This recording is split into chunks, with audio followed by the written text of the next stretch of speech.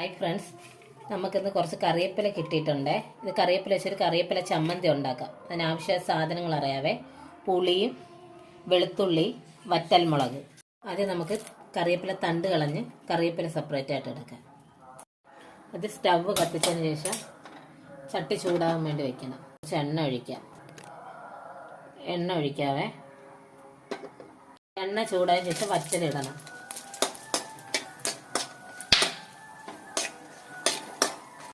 വറ്റൽ വറുത്ത് കോരി മാറ്റി വയ്ക്കുക. എണ്ണയ്ക്കകത്ത് വെളുത്തുള്ളി,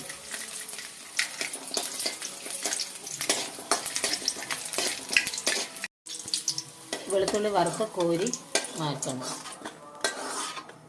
അതേ എണ്ണയ്ക്കകത്ത് കറിവേപ്പില,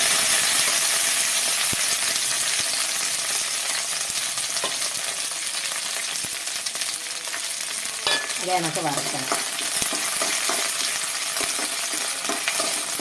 കറിവേപ്പില ചെറുതായിട്ടൊന്ന് എണ്ണയ്ക്കകത്തൊന്ന് ചെറുതായിട്ടൊന്ന് വാട്ടിയെടുക്കാണ്.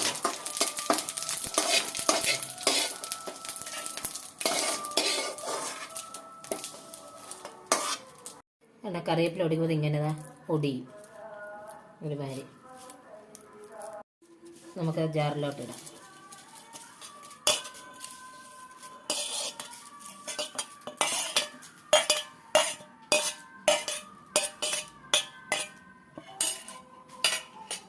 വറ്റൽമുളക്,